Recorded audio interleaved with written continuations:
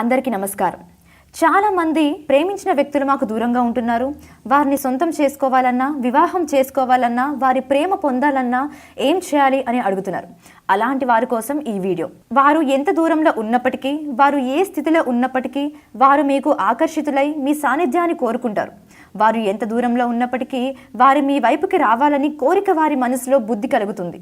దానికి ఈ వీడియో ఎంతగానో సహాయం చేస్తుంది. నేను చెప్పబోయే ఈ మంత్రం ఎంతగానో ఉపయోగపడుతుంది. వారిని ఈ మంత్రం ప్రేరణ చేస్తూ ఉంటుంది.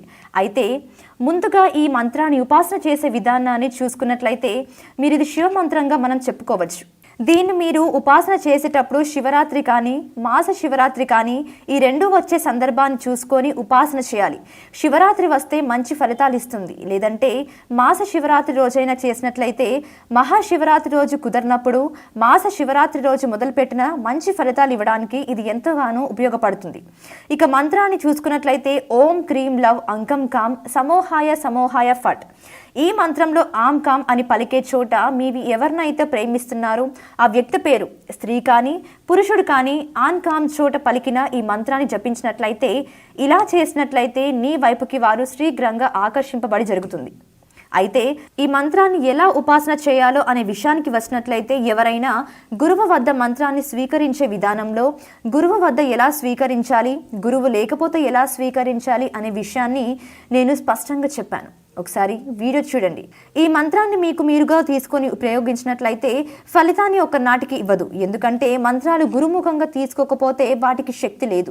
తీసుకుంటే గురుముఖంగా తీసుకోవాలి, లేకపోతే లేదు. గురువు లేకుండా మంత్రాన్ని ఎలా తీసుకోవాలి అనే వాటికి కొన్ని నిర్దిష్టమైన పద్ధతులు ఉన్నాయి. వాటి ద్వారా తీసుకున్నట్లయితే కొంత ఫలితాన్ని పొందవచ్చు. దాన్ని మీరు కాగితం మీద రాసుకొని గురువు గనుక దొరకడం అట్లయితే గురువు లేని పద్ధతిలో ఎలా స్వీకరించాలి ఒక వీడియోలో చెప్పాను. కాబట్టి ఆ పద్ధతిలో ఈ మంత్రాన్ని స్వీకరించండి. దాని ద్వారా ఎటువంటి దోషం రాదు. అలా చేసినట్లయితే ఖచ్చితంగా మంత్రం కూడా ఫలించడానికి ఎంతో ఆస్కారం ఉంటుంది.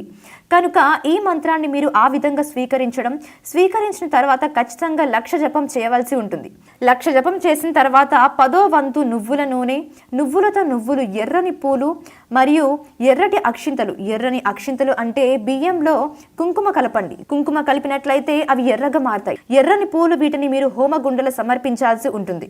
అప్పుడు మీకు ఫలితం వస్తుంది. చాలా మంది మీరు వీటికి ఫలితం కనిపించడం లేదు, ఈ వీడియోస్ అన్ని ఫేక్ అని చెప్తున్నారు. అది తప్పు.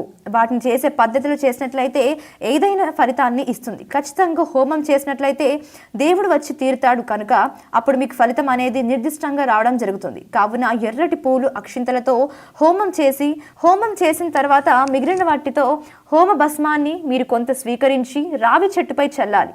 ఇది మీరు ముఖ్యంగా గమనించవలసిన విషయం. మీరు ఏదైతే హోమం చేస్తారో ఆ హోమం అయిపోయిన తర్వాత ఆ హోమ గుండంలో ఆ బూడిద భస్మాన్ని సదన్ మీరు స్వీకరించి దాన్ని తీసుకువెళ్ళి ఒక రావి చెట్టు మీద చెల్లి నమస్కారం చేసుకొని, ఆ తర్వాత అదే విభూతిని మీరు తీసుకొని ప్రవహించే నీటిలో, అంటే మీ దగ్గరలో ఉన్న కాలువలో కానీ నదిలో కానీ మీరు కలిపినట్లయితే ఈ మంత్రం యొక్క శక్తి అనేది పరిపూర్ణ స్థాయిని పొందుతుంది.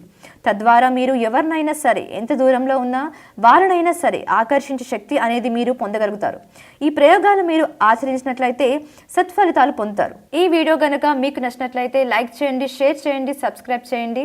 మరిన్ని ఇంట్రెస్టింగ్ అప్డేట్స్ కోసం మా శ్రీ భక్తి ఛానల్ని ఫాలో అవ్వండి.